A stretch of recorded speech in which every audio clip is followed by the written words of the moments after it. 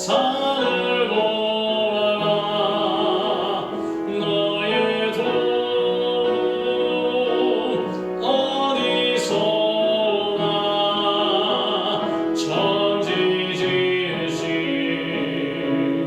너를 만드신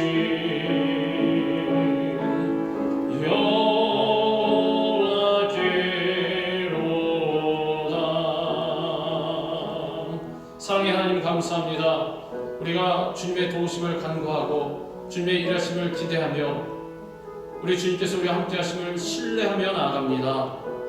한 사람도 빠짐없이 주의 말씀으로 충만하게 공급받아 이 험한 세상 우리 주님과 함께 동행하며 승리하는 자들 다 되게 하여 주시옵소서. 갈급한 심령 그대로 나왔사오니 주의 성령의 생수감을 우리에게 채워주시고 영원토록 목마르지 아니하도록 하나님께서 함께하여 주옵소서. 예수 그리스도의 이름으로 감사하며 기도드리옵나이다. 아멘. 눈을 들어 산을 보아라. 너의 돈 어디서 오나. 천지 지으신 너를 만드신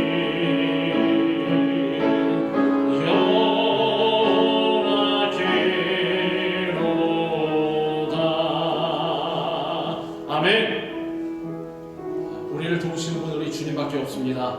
우리 세상 가운데 살아갈 때에도 어려움이 많이 있을 것이지만 우리를 도우시고 우리를 인도하신 주님으로 인해서 승리하는 우리 모두가 되기를 주님의 이름으로 축원합니다. 할렐루야.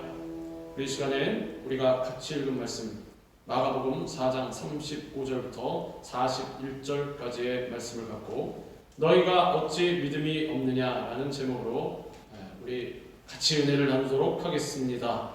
제목을 한번 따라합니다. 너희가 어찌 믿음이 없느냐?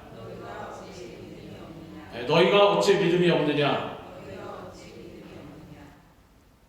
오늘날 우리들은 아주 그야말로 어려운 시대, 모든 것이 안정되지 않고 과연 이 시대는 어디로 흘러갈 것인가, 아주 경랑의 그런 파도가 몰려오는 그러한 시대를 살아가고 있습니다. 이것은 믿는 사람이든 믿지 않는 사람이든 똑같이 그렇게 생각하고 있을 것입니다. 세계 곳곳에서는 환경 오염으로 인하여서 천재지변이 일어나고 또 나라마다 국제사회에선 전쟁도 일어나고 작은 국지전이나 분쟁도 그치지 않고 또 무엇이 있습니까? 최근 몇 년 전부터 몰아쳤던 그러한 질병, 전염병, 팬데믹, 그리고 가난과 기근으로 인해서 수많은 사람들이 어려움과 고통 속에서 살아가고 있습니다. 확실한 것은 세상에서 일어나는 이 모든 문제들은 인간 스스로의 힘으로는 아무것도 해결할 수가 없다라는 것입니다. 처음에 코비드라는 이 팬데믹이 몰려왔을 때 어떻게 되었었습니까? 이제는 우리가 백신을 개발하고 또 치료제를 개발하고 얼마든지 이겨낼 수 있다라고 했는데 계속해서 이런 전염병의 어려움은 계속되는 것을 알 수가 있습니다. 결국에는 근본적으로 완전히 인간의 힘으로는 해결할 수가 없다라는 것입니다. 어느 정도는 극복하면서 나아갈 수가 있는데 사소하게 감기는 어떻습니까? 감기도 완치가 안 됩니다. 걸리고 낫고 또 걸리고 또 낫고 또 걸리고 또 낫고 질병 하나도 그런데 세상의 문제는 어떻습니까? 아무것도 인간의 힘으로 우리의 힘으로는 해결할 수 있는 것이 없다라는 것입니다. 우리 그리스도인들도 마찬가지입니다. 이것에 있어서는 예외가 없습니다. 그러나 시시때때로 이렇게 인생에 불어오는 크고 작은 풍랑들을 만날 때 우리는 어떻게 해야 하느냐? 그렇기 때문에 우리의 구원자 되신 우리 예수님께 나아가야 하는 것입니다. 다른 곳으로 가면 절대로 안 됩니다. 누누이 말씀드리건대 우리 예수님께 나아가야 하는 것입니다. 그러할 때 모든 문제를 이겨내고 믿음으로 승리하는 삶을 살아갈 수가 있게 되는 것입니다. 중요한 것은 우리 주님을 붙잡는 것, 우리 주님 바라보는 것, 우리 주님 믿는 것입니다. 하루는 예수님께서 공생의 기간 중에 배에 올라가 앉으시고 그리고 바닷가 육지에 있는 많은 무리들에게 각종 비유로 말씀을 전하는 사역을 하고 계셨습니다. 마음밭에 관한 씨 뿌리는 비유도 말씀하시고 천국에 관한 겨자씨에 관한 말씀도 하시고 여러 가지 비유로 우리들을 가르치시고 날이 저물어서 제자들에게 얘들아 건너편으로 건너가자. 그래서 제자들은 예수님 타고 계신 배를 그대로 몰고서 이 떠있던 갈릴리 호수를 건너가게 되었습니다. 이 갈릴리 호수는 팔레스타인 지방의 최대의 호수입니다.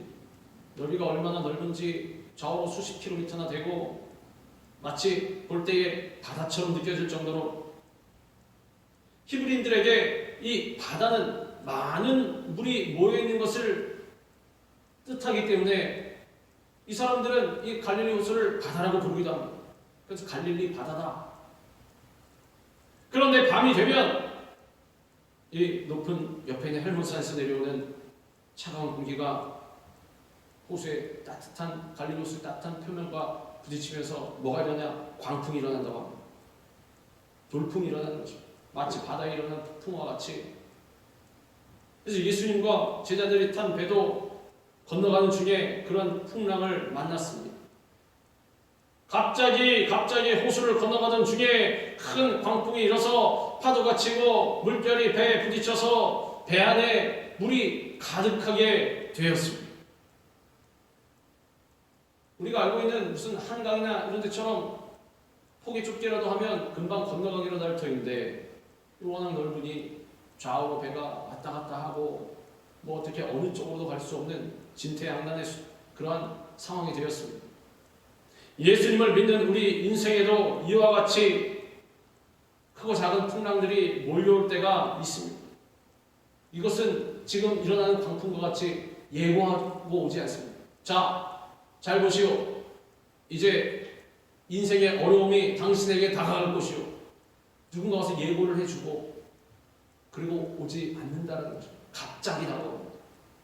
잘 살고 있는데 갑자기 다가옵니다. 질병의 풍랑도 다가오고 또 사업 실패의 풍랑도 다가오고 경제적인 풍랑도 다가오고 여러 가지 마음의 갈등의 풍랑도 다가오고 그리스도인들도 이 땅을 살아가는 동안 풍랑과 같이 여러 가지 빈곤도 다가오고 풍랑 만날 수가 있다라는 것입니다. 그러나 주님의 말씀 성경은 우리의 삶에 풍랑이 오는 것을 이상히 여기지 말라고 말씀합니다. 사랑하는 자들아 너희를 연단하려고 오는 불시험을 이상한 일 당하는 것 같이 이상히 여기지 말고 베드로 사도도 우리에게 이와 같이 증거하고 있습니다. 풍랑이 다가올 것이다. 어려움이 다가올 것이다. 고난과 역경이 다가올 것이다. 그러나 중요한 것은 이것을 이상하게 여기지 말라. 당당하게 받아들여라. 풍랑을 만난 예수님의 제자들은 처음에 자신의 힘으로 문제를 해결하고자 했을 것입니다. 왜 그렇습니까? 이들 중에 어부가 많지 않습니다. 이들은 갈릴리 호수에서 잔뼈가 굵은 사람들이기 때문에 풍랑을 대수롭지 않게 여겼을 것입니다. 분명합니다. 왜 그렇습니까? 예수님 안 계신 동안에도 거기서 날마다 고기 잡고 수십 년을 살았기 때문에 풍랑이 한두 번 왔겠습니까? 그러한 현상이 있을 때마다 계속해서 풍랑이 예고 없이 온다고 했는데 지금까지 수십 년 동안 그렇게 살아왔는데 역시나 또 풍랑 또 돌풍이 부는구나. 자신들의 경험과 능력으로 능히 극복할 수 있다고 생각했을 것입니다. 이들이 처음부터 예수님께 와서 우리가 죽게 되었나이다 안 그랬을 것입니다. 이들은 초보가 아닙니다. 날마다 이 갈릴리 호수에서 고기를 잡고 밥 먹고 살았던 사람들. 그런데 아무리 자신들의 힘과 지혜로 애를 써도 풍랑은 점점 더 심해지고 배에 물이 가득 차서 더 이상 어떻게 해볼 도리가 없게 되었습니다. 예수님 안 계실 때는 일어나는 돌풍은 얼마든 견딜 수가 있었는데 이상하게도 예수님이 배에 계신데 일어나는 풍랑은 도저히 전문가들인 이들도 어떻게 할 수 없는 그러한 풍랑이었다는 것입니다. 우리의 삶도 그렇습니다. 가만히 돌아보면 예수 안 믿었을 때는 내 삶이 형통했던 것 같은데 어려움이 있어도 별로 안 어려웠던 것 같은데 왜 예수 믿으니 이렇게 큰 풍랑이 다가오는가? 여기서 중요한 것은 넘어지면 안 된다는 거죠. 오히려 예수님이 계시기 때문에 담대할 수 있어야 하는데 우리 인생에 다가온 풍랑도 이와 마찬가지로 우리 스스로의 힘으로는 해결할 수가 없습니다. 지금까지 내가 해결한 것 같아도 내가 해결한 것이 아니라는 뜻입니다.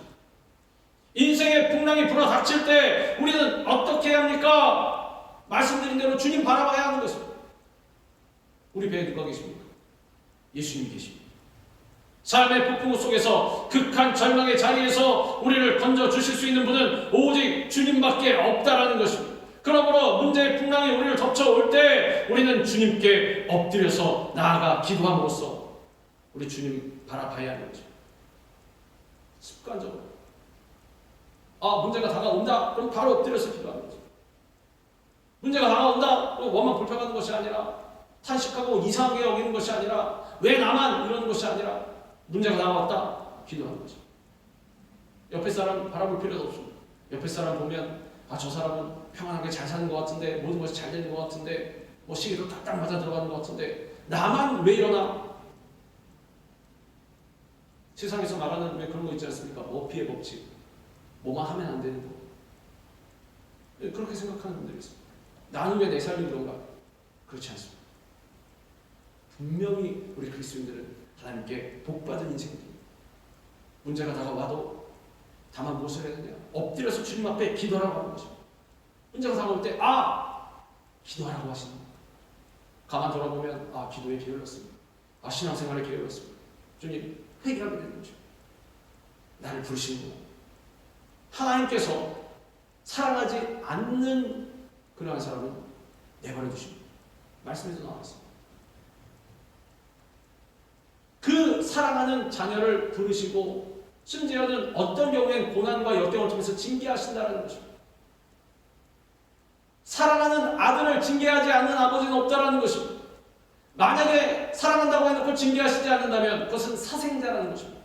무슨 뜻입니까? 너랑 난 상관이 없다. 하물며 만약에 다가오는 고난과 역경이 내 죄 때문이 아니라 할지라도 하나님께서 나를 부르시는구나 라고 생각하고 주님 앞에 기도함으로 나아가야 하는 거죠. 풍랑만을 바라보면 낙심하고 절망할 수밖에 없겠지만 문제보다 크신 우리 주님을 바라보면 어떤 문제를 할지라도 우리는 넉넉히 이겨낼 수가 있는 것입니다. 반대로 문제가 다가왔을 때 힘들어하고 절망하고 낙심한다면 무슨 뜻입니까? 문제보다 크신 하나님을 믿지 못하겠다. 즉 내 마음 한구석에는 문제는 우리 하나님보다 더 커.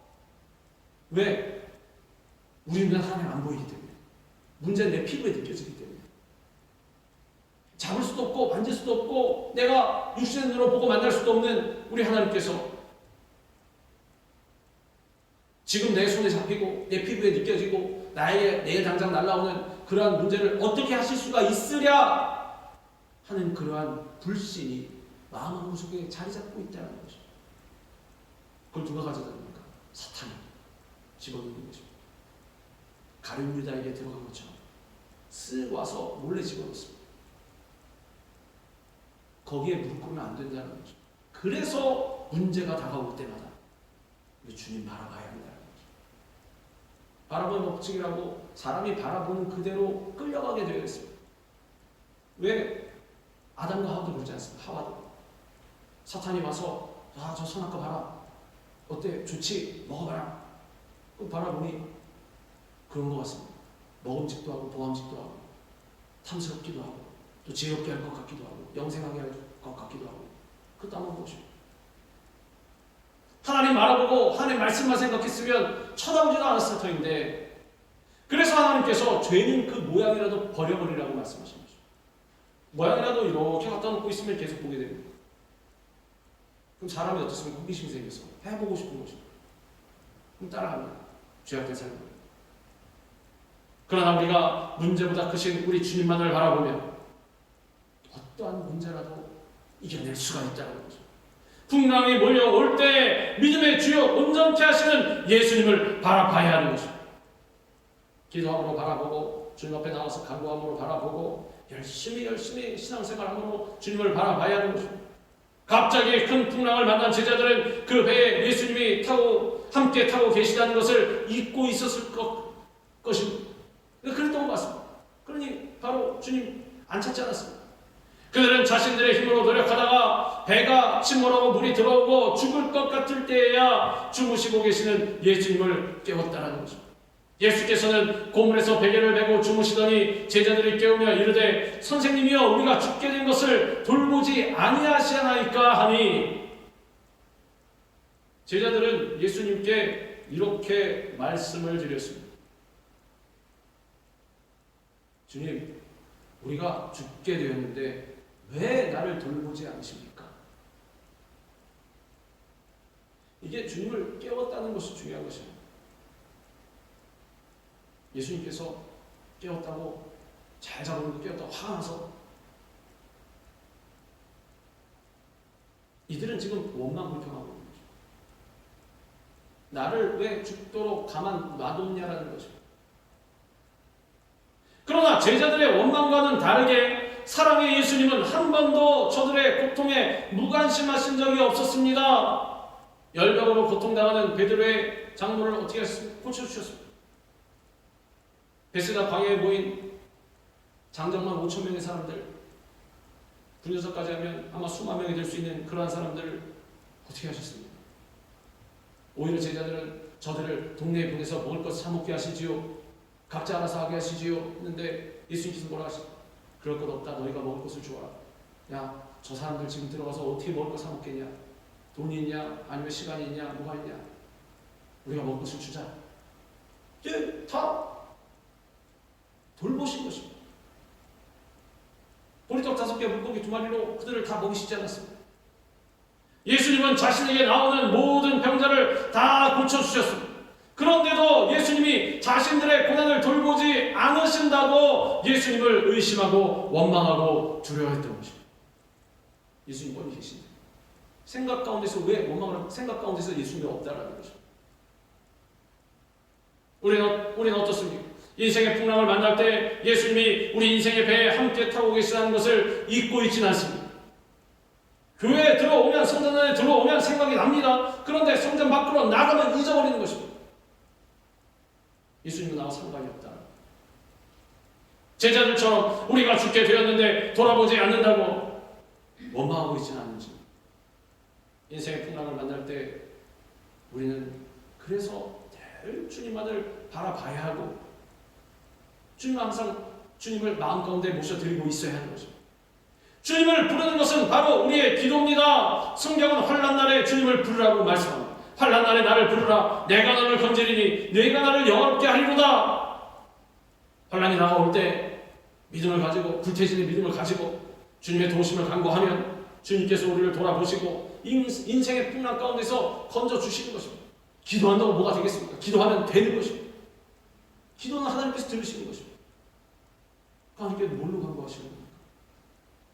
원망 불평하지 말고 기도하시기 바랍니다. 기도하시기 바랍니다. 기도하면 하나님께서 들으시는 것입니다.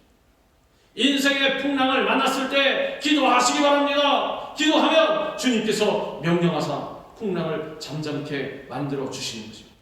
아무것도 염려하지 말고 오직 믿음을 가지고 기도하면 우리를 인생의 모든 문제와 어려움 가운데서 넉넉히 건져 주시는 것입니다. 제자들의 간청으로 깨어나신 예수님께서는 일어나셔서 먼저 바람과 파도를 뿌리셨습니다. 그러자 즉시 바람이 그치고 돌풍이 그치고 바다가 잔잔해졌습니다.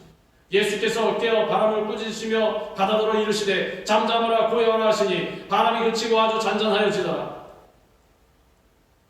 우리는 파도가 일어날 때 해결책이 뭐라고 생각합니까? 큰 배가 와서 구조를 해주거나, 아니면 뭐 잠수함이 오거나, 아니면 배가 내 마음대로 좀 움직여주거나, 뭐 여러 가지 생각을 할 것입니다. 그러나 하나님께서 생각하시는 방법은, 하나님께서 이루시는 일은 우리의 생각과는 다릅니다. 우리가 간구하면 하나님께서 명령하시는 것입니다. 바다야 잔잔하라, 고요하라. 그러면 바람과 파도도 잔잔하게 될 수밖에 없는 것입니다. 우리 인생의 문제도 마찬가지입니다. 풍랑이 다가올 때 우리가 기도하면 예수님께서 친히 풍랑을 꾸짖어 잠잠하게 만들어 주시는 것입니다. 그러므로 환난과 풍랑이 우리 삶에 다가올 때 우리는 두려워하지 말고 우리에게 무엇을 주셨습니까? 예수 그리스도의 이름을 주셨습니다. 예수 이름으로 명하노니 환난과 문제와 풍랑은 물러갈지어다. 담대하게 물리쳐야 하는 것입니다. 왜냐하면 우리에게는 자녀된 권세를 주셨습니다. 우리는 마귀에게 쫓겨다니는 입장이 아닙니다. 우리가 쫓아내야지.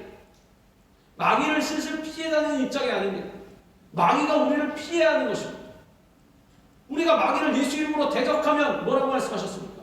마귀가 너희를 피하리라. 마귀는 우리에게 어떤 위에도 갈 수가 없습니다. 왜냐하면 예수님께서 계시기 때문에. 예수님께서 또 버티고 계신데 사탄이 무슨 용감이 특별하고 와서 우리를 찌르고 괴롭히겠습니다. 우리를 위해를 하겠습니다. 우리 생명을 걷어가겠습니다. 두려워할 필요가 없는 것입니다. 문제와 어려움이 다가올 때 담대하게 물리쳐야 하는 것입니다. 예수 이름으로 명하노니 사탄은 물러가라. 사탄이 물질과 환경을 통해서 우리 삶의 풍파를 일으킬 때가 있습니다. 우리는 기도하고 예수님의 이름으로 물리쳐야 하는 것입니다. 때로는 사탄이 우리의 마음에 또한 풍파를 일으키기도 합니다. 마음이 흔들흔들거리는 것입니다. 스트레스로 인해서 때로는 죽고 싶은 마음이 들게 만듭니다. 미워하고 시기하는 마음을 불러일으킬 때가 있습니다. 불안한 마음이 막 듭니다. 어떤 목사님은 그렇게 말씀하십니다. 만약에 두려움이, 불안한 마음이 들어오면 사탄이 들어왔다고 생각하라. 그러면 믿음으로 물리쳐야 합니다. 예수 이름으로 명하노니 두려움은 물러갈지어다. 사탄은 물러갈지어다. 왜냐하면 하나님께서 우리를 향하신 하나님의 마음 무엇입니까? 평안입니다. 재앙이 아닙니다. 불안함이 아닙니다. 두려움이 아닙니다. 반대로 그런 것들이 들어왔다는 것은 하나님의 뜻이 아니라는 거죠. 그러면 어떻게 물리쳐야 하는 거죠. 주님 앞에 엎드려 기도하고 우리를 넘어뜨리려는 사탄을 예수 이름으로 대적해야 하는 것입니다. 우리 그리스도인은 절대로 나약하게 살면 안 됩니다. 끌려다니면서 밀려다니면서 살면 안 된다는 것입니다. 그러면 사탄은 어떻게 됩니까? 더 기고만장해서 계속해서 공격하는 거죠. 계속해서 밀어붙이고 계속해서 벼랑 끝으로 미는 것입니다. 왜냐하면 사탄은 우는 사자와 같이 삼킬자를 찾으러 다니기 때문에 먹잇감이다, 나약하고 두렵다, 그러면 와서 물어버리는 거죠. 확 삼켜버리는 거죠. 자기가 지쳐오고 끌고 가고. 왜 뭐라고 하셨습니까? 두려움에는 분명히 형벌이 따른다라고 주님께서 말씀하셨습니다. 절대로 나약하면 안 됩니다. 우리의 풍랑을 잠잠케 만들어 주실 예수님이 함께 계시기 때문에 풍파가 일어날수록 더욱 믿음의 고백을 하고 말씀을 근거로 해서 항상 주님 앞에 긍정적인 말, 그러한 생각으로 나아가야 하는 것입니다. 어려움이 나가면 아이고 나 또 죽었다, 어려움이 나가면 왜 나만 그러나 이러는 것이 아니라 할렐루야, 나의 믿음을 또 강하게 단련할 수 있는, 연장할 수 있는 그러한 기회를 주신 하나님 찬양합니다. 우리 아까 처음에 뭐라고 인사했습니까? 예수님 안에서 좋은 일이 있습니다. 사랑의 예수님이 우리와 함께 하십니다. 계속 믿음의 말을 해야 되는 거죠. 믿음의 말을. 그 믿음의 생각을 해야 돼요. 긍정적인 생각. 나는 잘 된다, 할 수 있다, 하면 된다, 해보자. 나는 성공한 인생이다. 나는 복받은 인생이다. 난 하나님의 복받은 자녀다. 예수 이름으로 물러가라. 고통과 괴로움의 풍랑이 우리를 덮쳐올 때 그대로 포기하고 주저앉지 말고 간절히 부르짖어 기도하고 예수님의 이름으로 대적하며 우리와 함께 하시는 주님께서 즉시 풍랑을 잠잠케 만들어 주시는 것입니다. 풍랑을 잠잠케 하신 예수님은 제자들에게 믿음의 중요성에 대해서 말씀해 주셨습니다. 이에 제자들에게 이르시되 어찌하여 이렇게 무서워하느냐 너희가 어찌 믿음이 없느냐 하시니, 예수님은 오늘날 우리에게도 똑같이 말씀하고 계십니다. 너희가 어찌하여 이렇게 무서워하느냐, 너희가 어찌하여 믿음이 없느냐. 서두에 말씀드린 대로 예수님께서 곤히 주무시고 계신데 깨웠다고 화내시는 것이 아닙니다. 왜 두려워하고 있느냐?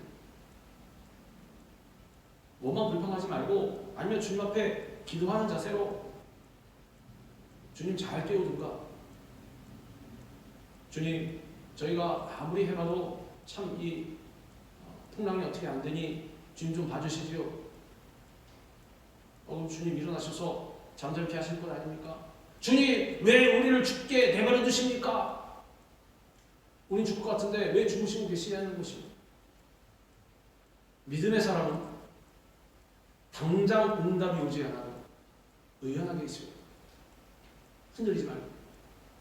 왜냐하면 어차피 하나님께서 다 알고 계시기 때문에.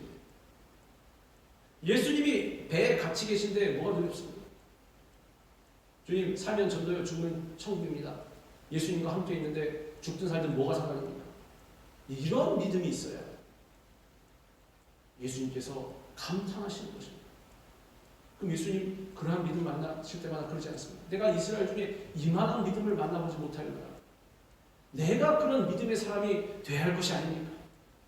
거대하게 불어닥치는 풍랑을 만날 때 우리와 함께 하시는 예수님을 바라보고 믿음을 굳게 잡지 않으면 우리는 두려움에 사로잡혀 승리하는 삶을 살아갈 수가 없습니다. 무서워한다는 것은 주님 못 믿겠다라는 것입니다.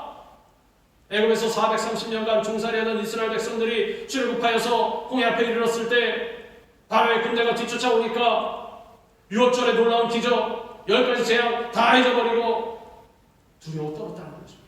왜? 하나님 믿지 못하니까. 바로가 가까이 올 때 이스라엘 자손이 눈을 들어본즉 애굽 사람들이 자기들 뒤에 이른지라. 이스라엘 자손이 심히 두려워하여 여호와께 부르짖고 그들이 또 모세에게 이르되 애굽에 매장지가 없어서 당신이 우리를 이끌어내어 이 광야에서 죽게 하느냐, 어찌하여 당신이 우리를 애굽에서 이끌어내어 우리에게 이같이 하느냐.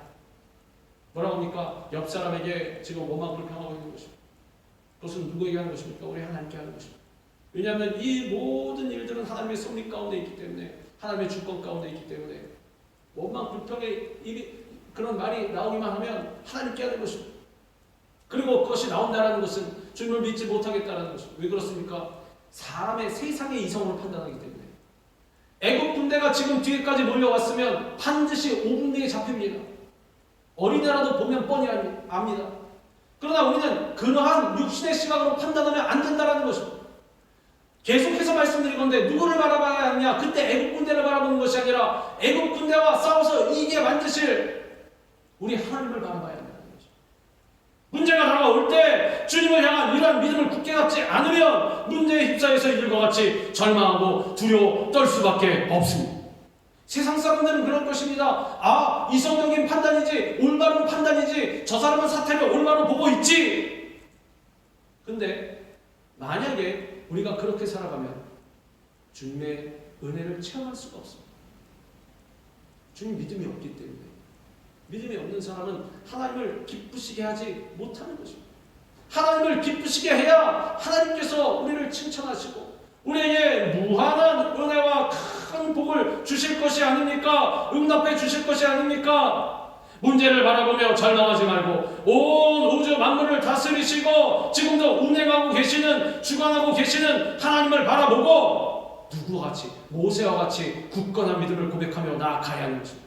모세가 백성에게 이르되 너희는 두려워하지 말고 가만히 서서 여호와께서 오늘 너희를 위하여 행하시는 구원을 보라. 너희가 오늘 본 애굽 사람을 영원히 다시 보지 아니하리라. 여호와께서 너희를 위하여 싸우시리니 너희는 가만히 있을지니라. 믿음이 있으면 내가 직접 싸울 필요가 없습니다. 누가 싸워주시냐? 하나님께서 싸워주시는 것입니다. 물리적으로 다가오는 문제는 뭐든 간에 뭔가 잡다한 것도 다 마찬가지입니다. 믿음만 있습니다. 그 믿음이 하나님을 기쁘시게 하고 하나님께서 우리의 믿음을 보시고 우리의 문제를 다 해결해 주시는 것입니다. 풍랑을 만났을 때 우리에게 필요한 것은 오직 믿음밖에 없습니다. 예수님이 나와 함께 계시니 나는 두려움이 없다. 파도야 일어날 테면 일어나라. 풍랑아 다가올 테면 다가와라. 배를 뒤집으려면 뒤집어 봐라. 내가 눈 하나 깜짝하나. 결국 어떻게 되었습니까? 가만히 믿음만 가지고 하나님만 바라보고 있었더니 애국 군대가 지 스스로 죽는 길로 들어가는 것입니다. 누가 밀지도 않았는데 예수님 안에서 넉넉히 이길 수 있다라는 그러한 믿음을 갖고 나아가면 어떤 어려움과 문제가 다가와도 넉넉히 이겨내고 위대한 승리자의 삶을 살아갈 수가 있는 것입니다. 하나님의 귀한 복을 받는 인생을 살아갈 수가 있는 것입니다. 절대로 원망 불평하지 말고 꿋꿋하게 모든 어려움과 문제를 믿음으로 이겨내는 그러한 삶을 살아가야 하는 것입니다. 그리고 우리의 모습이 분명히 세상 가운데에서 증거가 되는 것입니다. 하나님의 살아계심의 증거. 세상 어떤 사람도 나를 돌아보지 않고 도와주지 않는다고 할지라도 심지어 사방으로 우겨쌈을 당하고 있다 할지라도 오직 우리 주님께서는 나의 아버지가 되어주셔서 나의 피할 산성이 되시고 나의 삶을 영원롭게 만들어 주시는 것입니다. 다윗도 고백했습니다. 천만인이 나를 둘러 침친다 해도 나는 두려워하지 아니하리로다. 사방으로 우겨쌈을 당할지라도 나는 두려워하지 아니하리로다. 10,000,000명이 다가와봐라. 내가 눈 하나 깜짝하나. 왜? 나에겐 하나님이 계시기 때문에. 그러나 하나님께서 안 계시면 성을 세우는 자의 수고가 헛되고 파수꾼의 깨어 지킴이 헛된 것입니다. 내가 아무리 아침에 일찍 일어나서 저녁 늦게까지 수고의 떡을 먹는다 할지라도 아무 소용이 없다는 거죠. 그러나 세상 모든 사람이 나에게 등을 돌린다 할지라도 우리 하나님만 나에게 계시고 그것은 완전히 승리하는 인생이 되는 것입니다. 오직 믿음만을 가지고 나아갈 때 하나님 앞에 귀하게 쓰임받는 아름다운 삶을 살게 되는 것입니다. 어떠한 풍랑이 불어와도 믿음을 가지고 예수 이름으로 물리치며 나아가시기 바랍니다. 그 믿음을 보시고 내가 이스라엘 중에 이만한 믿음을 보지 못하였노라 우리 주님께서 칭찬해 주시는 것입니다. 예수님을 모시고 살아가는 인생의 바다에도 어김없이 풍랑과 역경은 다가옵니다. 그러나 예수님의 손을 굳게 잡고 믿음으로 나아가면 모든 풍랑은 잠잠해지고 결국엔 놀라운 축복의 인생을 살아갈 수가 있게 되는 것입니다. 절망과 어둠이 다가와도 절대로 두려워하지 말고 주님의 일하심을 기대하고 바라보고 하나님의 귀한 뜻이 우리의 삶에 이루어질 때까지 끝까지 기도와 믿음으로 전진하는 우리 모두가 되기를 주님의 이름으로 축원합니다. 기도하겠습니다. 하나님 감사합니다. 인생의 풍랑과 바람이 다가올 때에도 우리가 실망하고 낙심하고 두려워하고 불안해하는 것이 아니라 우리와 함께 하시는 예수님 바라보고 우리 예수님 붙잡고 늘 오히려 감사하며 기뻐하며 찬양하며 예수 이름으로 모든 어려움을 대적하며 승리하는 우리 모두가 되게 하여 주시옵소서. 예수 그리스도 이름으로 감사하며 기도드리옵나이다. 아멘.